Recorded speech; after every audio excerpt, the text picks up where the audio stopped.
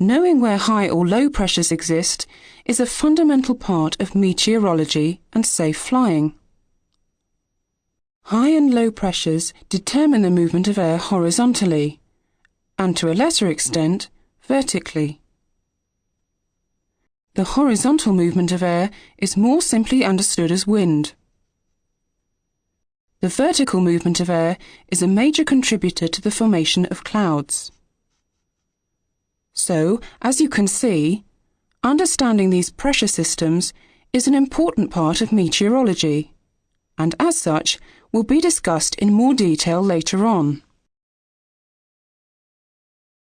We have talked about how these pressure systems can move and develop over time. This can be presented on another type of chart, and instead of using isobars, we use isalobars. These lines join places of equal pressure change, or tendency, during the 3 hours preceding the time of observation. These charts are very useful in showing how rapidly the pressure is changing in an area. Regions of falling pressure are shown by closed concentric negative value isalobars. These are called isalobaric lows. Conversely, regions of increasing pressure over time are shown by closed concentric positive value isalobars. These are called isalobaric highs. The knowledge of pressure change becomes important later on, once we have an understanding of the significance of falling or rising pressure. Returning back to the surface pressure charts with isobars, we mentioned earlier in the lesson that there tends to be different spacing between the isobars in high and low pressure systems. The spacing of these isobars is significant and will tell us information about the strength of the pressure variation in a region, and hence the wind strength.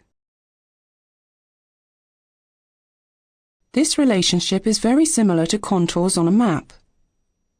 The spacing of contours on a map tells us information on the gradient of the land where mountains and valleys are located. We know that tightly spaced contours show a very steep gradient or slope. Similarly, isobar spacing shows the pressure gradient. Tightly spaced isobars show a very steep or strong pressure gradient. We call this force the pressure gradient force, or PGF. A large pressure gradient force means that there is large pressure change over a small area.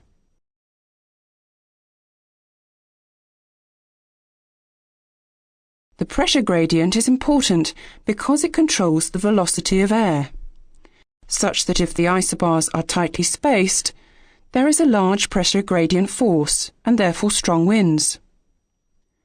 Going back to pressure systems, remember that generally in high pressures, the isobars tended to be further apart than in low pressures. This means high pressure systems have less of a pressure gradient and are therefore associated with lighter winds than low pressure systems. This concludes the analysis of horizontal pressure change. We will now look in more detail at the variation of pressure with height. Earlier on, we saw that pressure decreases with height in the atmosphere. In fact, it decreases at a decreasing rate. However, pressure does not decrease everywhere at the same rate. This is because temperature affects the pressure lapse rate of the atmosphere.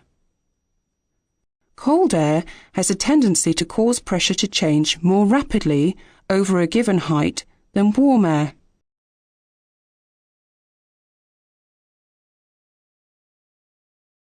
Looking at the diagram of the atmosphere from a side view, we can see that pressure is decreasing with altitude.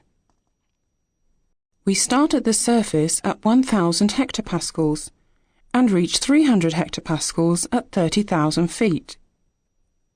However, When the air on the left is cooled, we can see that the isobar levels start compacting and sinking towards the cold air.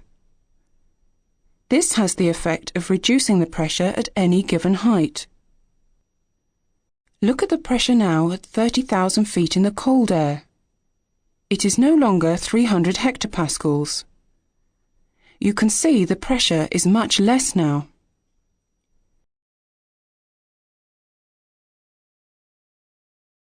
We can summarize to say that cold air causes isobars to compact in the vertical, increasing the pressure lapse rate and reducing the pressure even more at any given height.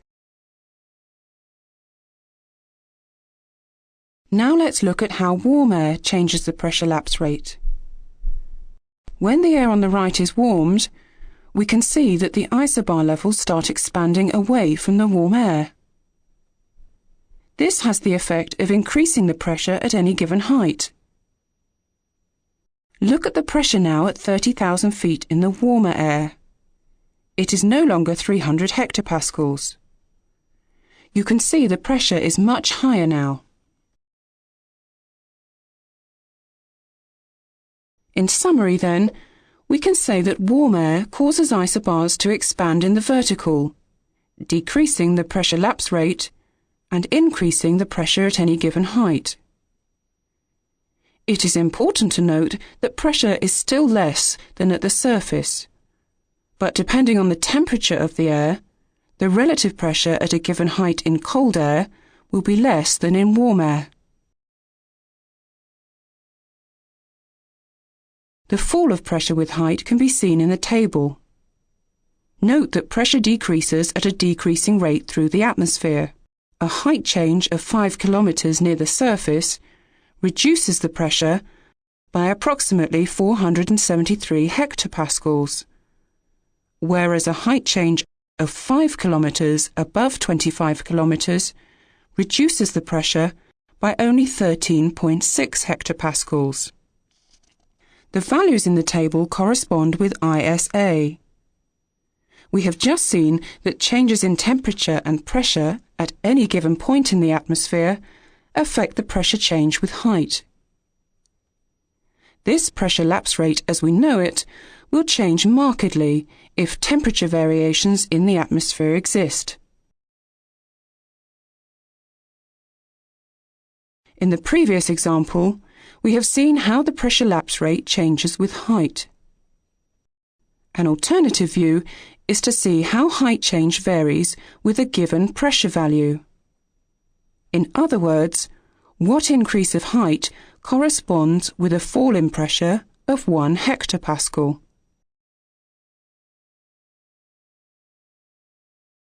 There is a numerical method of calculating the vertical height change per hectopascal. The formula is shown in the diagram. When the variables are inputted into the formula, the result will show the height, in feet, represented by 1 hectopascal change in pressure.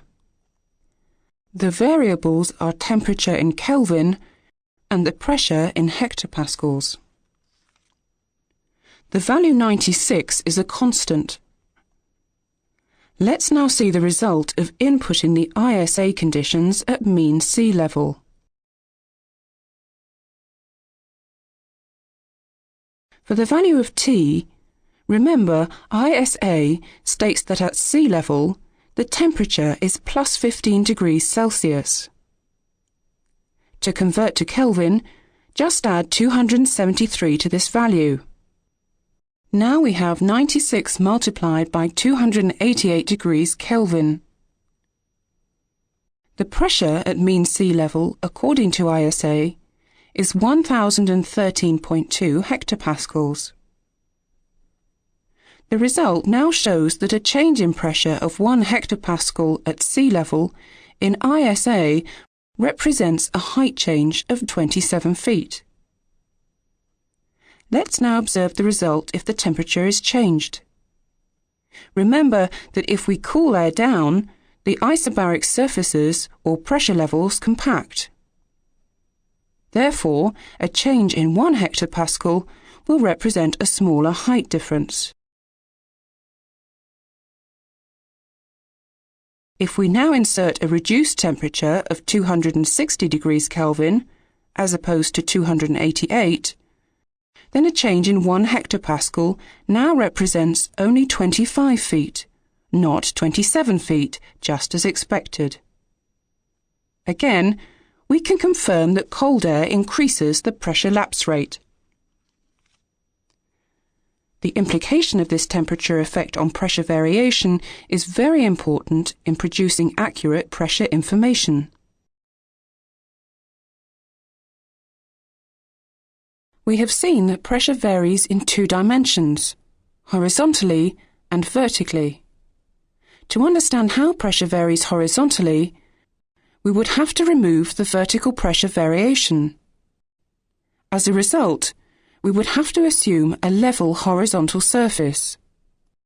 Pressure values which are not on this common surface will have to be adjusted to it.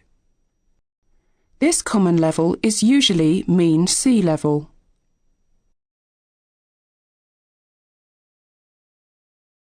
However, as we know, not all surfaces are at mean sea level.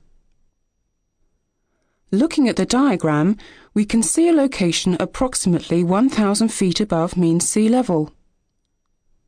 How do we then calculate what the sea level pressure might be? We know that the sea level pressure will be higher, but by how much? This will surely depend on the vertical pressure lapse rate. But we have just demonstrated in the previous scenes that different temperatures will give different pressure lapse rates. If the air at the location was colder than ISA, we would expect the pressure lapse rate to be greater. So when adjusting the surface pressure to mean sea level, we would gain more pressure in 1,000 feet than if the air was warmer than ISA. The 2 diagrams confirm this for us. The diagram on the left shows that if a station was above mean sea level and the air was colder than ISA, the corrected mean sea level pressure would be higher when compared to warmer than ISA. These mean sea level pressures are known as QFF values. QFF is therefore the barometric pressure at a stated location, corrected to mean sea level, using the prevailing temperature.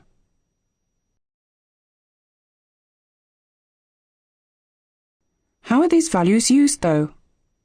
Well, firstly, they are plotted on charts, and then lines are drawn, joining places of equal values. These lines, as we already know, are called isobars. Isobars on surface weather charts are therefore derived from QFF values. These surface pressure charts are commonly seen in weather broadcasting and weather briefing information. As you can appreciate, pressure is fundamental in meteorology and aviation. Throughout this CD-ROM, pressure is mentioned and discussed many times. It is important to understand what it is and what affects it. In the lesson on pressure systems, you will see how important horizontal pressure variation is in understanding weather and wind.